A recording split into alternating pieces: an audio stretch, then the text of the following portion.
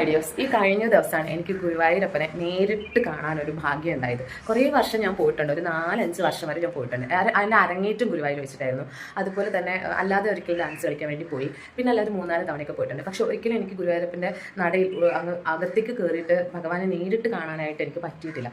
അപ്പോൾ അത് ഇപ്പോൾ ഈ കഴിഞ്ഞ ദിവസം കുംഭം 1-ാം തീയതി പെട്ടെന്ന് തീരുമാനിച്ചിട്ട് പോയി കണ്ടതാണ്. അപ്പോൾ പോയത് എങ്ങനെയാണെന്ന് വെച്ച് കഴിഞ്ഞാൽ രാത്രി 2 മണിക്ക് ഇവിടെ നിന്ന് ഇറങ്ങി, എന്നിട്ട് 4:30 ആയപ്പോൾ അവിടെ എത്തി. ഇപ്പോൾ ജനറൽ ക്യൂയിൽ 4:30 നിന്നതാണ് 9:45 കേട്ടോ ഭഗവാനെ കാണാൻ പറ്റിയത്. അപ്പോൾ കുറച്ച് വിഷമങ്ങൾ എനിക്ക് ഷെയർ ചെയ്യാനുണ്ട്. ഗുരുവായൂരപ്പനെ ഞാനൊന്നും പറയത്തില്ല, ഭഗവാൻ അന്നും ഇന്നും എന്നും ഒരുപോലെ തന്നെയാണ്.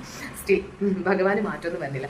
പക്ഷേ കുറേ സാമ്പത്തികമായ ക്രമക്കേടുകൾ നടക്കുന്നതായിട്ട് എനിക്ക് തോന്നിയിട്ടുണ്ട്. അപ്പം ഭഗവാനെ അതിനെ മിസ്യൂസ് ചെയ്യുന്നതായിട്ട് തോന്നിയിട്ടുണ്ട്. ഞാനത് തുറന്ന് പറയാം. 4:30 മണിക്ക് ക്യൂയിൽ കയറിയതാണ്.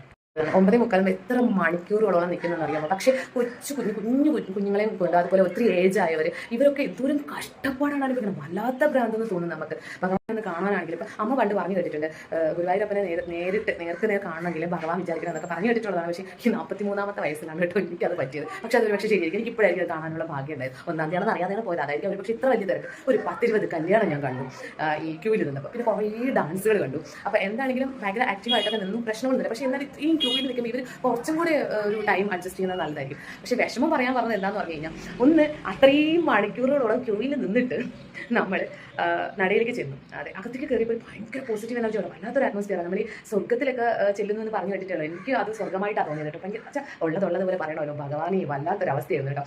അപ്പോൾ എന്തായാലും അത് ഒന്ന് അനുഭവിച്ചറിയണം എന്നുള്ളത് എനിക്ക് ആഗ്രഹമായിരുന്നു. അത് നടന്നു. അവിടെ ചെന്നിട്ട് ഗുരുവായൂരപ്പ എന്ന് തികച്ച് വിളിക്കാൻ പറ്റിയില്ല. ഗുരുവായൂർ വരെ വന്നപ്പോൾ ഒരൊറ്റ തള്ളു മതി. അപ്പം ഭഗവാനെ ഒന്നിങ്ങനെ നോക്കി വിളിക്കാനൊരു സെക്കൻഡ് സമയം. എത്ര മണിക്കൂർ നിന്നിട്ടാണ് നമ്മൾ ചെല്ലുന്നത്, അതൊന്നും ആർക്കറിയേണ്ട ആവശ്യമില്ല. അവിടെ ചെല്ലുന്നത് നമ്മൾ ഭഗവാനെ ഒന്നും ഇങ്ങനെ കണ്ണ് അടച്ച് തുറക്കണതിനകത്ത് അവർ തട്ടി മാറ്റും. അതെനിക്ക് ഭയങ്കര വിഷമമായിരുന്നു കേട്ടോ. നമ്മൾ അത്രയും ക്യൂയിൽ നിന്നിട്ട് ചെല്ലണേല. ഒരു സെക്കൻഡ് നമുക്ക് സമയം തരണമായിരുന്നു. മനുഷ്യത്വമില്ലായ്മയായിട്ട് എനിക്ക് തോന്നിയ കാര്യം. ചിലപ്പം തിരക്കൊണ്ടായിരിക്കും, ഞാൻ കുറ്റപ്പെടുത്തുന്നില്ല. പക്ഷേ വിഷമം തോന്നിയത് ഷെയർ ചെയ്തു.